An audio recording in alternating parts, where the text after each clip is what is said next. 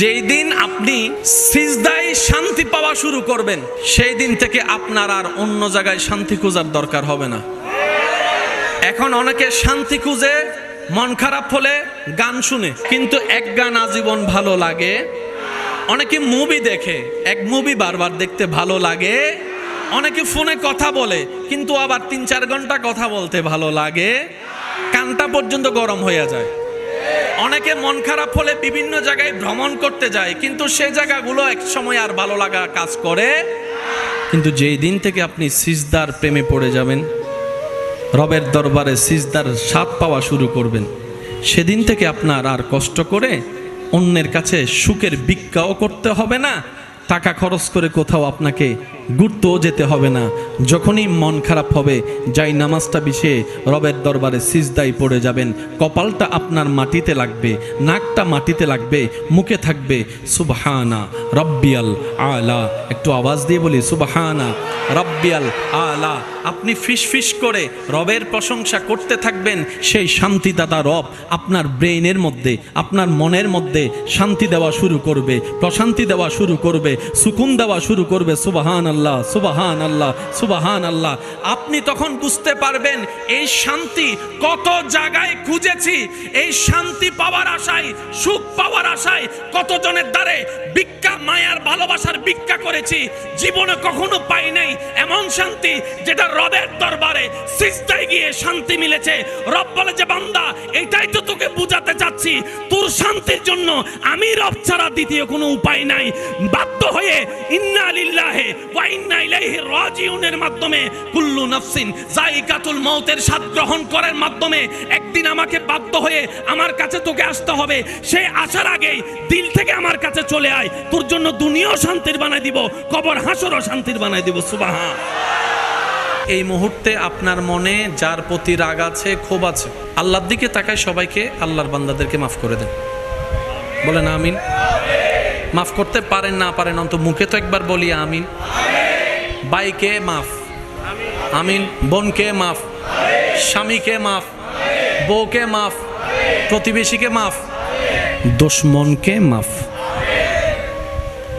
দ্বিতীয় নম্বর, আজকে থেকে আমরা পাই না পাই হিসাব না করে প্রথমেই বলবো আলহামদুলিল্লাহ। একটু আওয়াজ দিয়ে বলি। যদি জিনিস যেটা আমি চেয়েছি সেটা আমি না পেয়ে আমার শত্রু পায়, শত্রুর সন্তানে পায়, তাহলে সেটা দেখে আমি বলবো ডবল আলহামদুলিল্লাহ। পারবো ইনশাআল্লাহ? আরো জোরে বলি ইনশাআল্লাহ।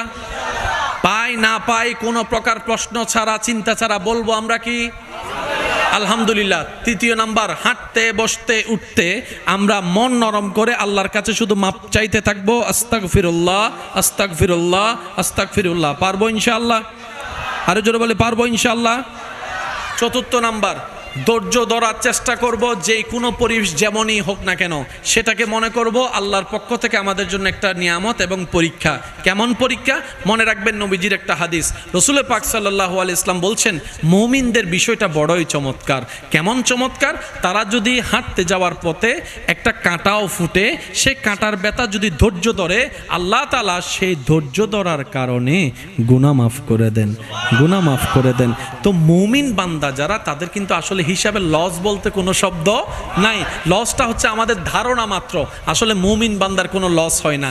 রব্বুল আলামিন বলে, বান্দা তুই যা করবি আমার জন্য কর, লিল্লাহে, লিল্লাহে দান কর আমার জন্য, মানুষের সাথে সুন্দর ব্যবহার কর আমার জন্য, রাগ কন্ট্রোল কর লিল্লাহে, ক্ষমা করে দে লিল্লাহে, সাহায্য কর লিল্লাহে, ক্ষুধার্তকে খাওয়া লিল্লাহে, শত্রুর উপর প্রতিশোধ না নিয়ে ক্ষমা করে দে লিল্লাহে, বউ যদি একটু রাগাই দে ধৈর্য ধারণ কর লিল্লাহে, স্বামী যদি কষ্ট দেয় ধৈর্য ধারণ কর লিল্লাহে, প্রতিবেশী যদি মামা বাবা চাচারা যদি কষ্ট দেয় ধৈর্য ধারণ কর লিল্লাহে, নামাজটা আমার জন্য কর লিল্লাহে, সিজদাটা শুধু আমার জন্য দিবি, রুকুটা শুধু আমার জন্য দিবি, ভিক্ষাটা শুধু আমার কাছে চাইবি, আমার কাছে চাইবি, আমার কাছে চাইবি, হজটা আমার জন্য করবি, সব কিছু তুই আমার জন্য কর।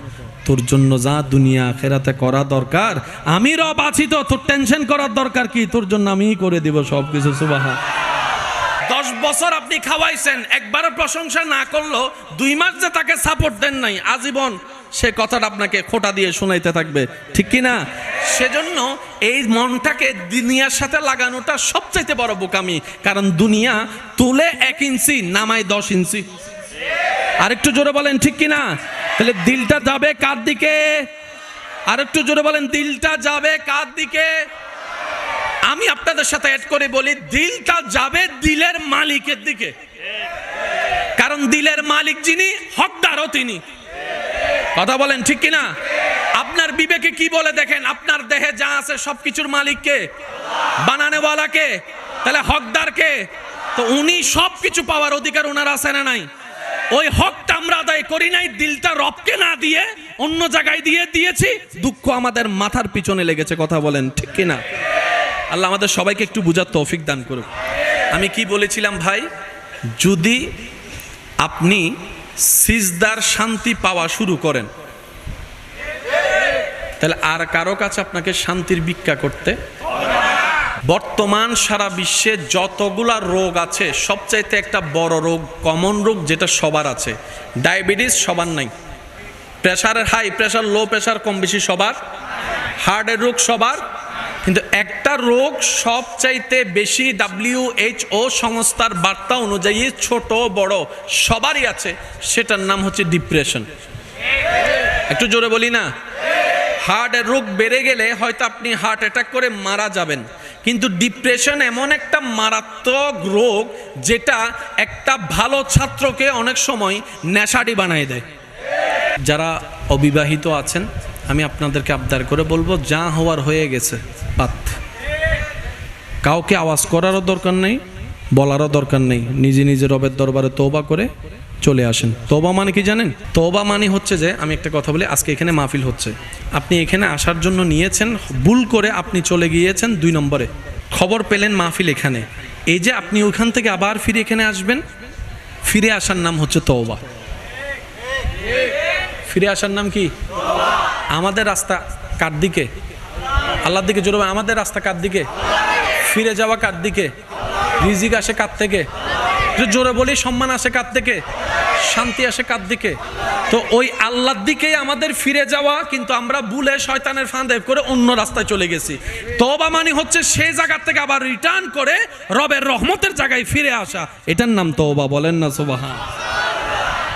আর তওবার একটা চমৎকার বিষয় কি জানেন? আপনি তওবা করবেন একবার।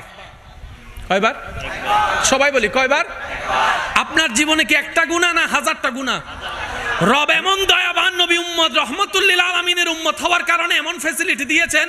আল্লাহ পাক বলে, ও আমার বান্দা নবীর উম্মত, তোরা তওবা করবি, ক্ষমা চাইবি একবার, আমি আল্লাহ খুশি হলে 1000 বছরের গুনাহ মাফ করে দিতে রাজি। এটা হচ্ছে আমাদের জন্য আল্লাহ পাকের স্পেশাল একটা সুযোগ। এই সুযোগ নেওয়ার দরকার আছে না নাই? এবার আপনি যদি সম্পদ দরকার আছে, বলেন না, সম্পদ দরকার আছে, সন্তানের দরকার আছে, শান্তির দরকার আছে। কোরআনের মধ্যে কত চমৎকারভাবে আল্লাহ পাক রব্বুল আলামিন সূরা নূর মধ্যে আয়াত বলেছেন, বেশি বেশি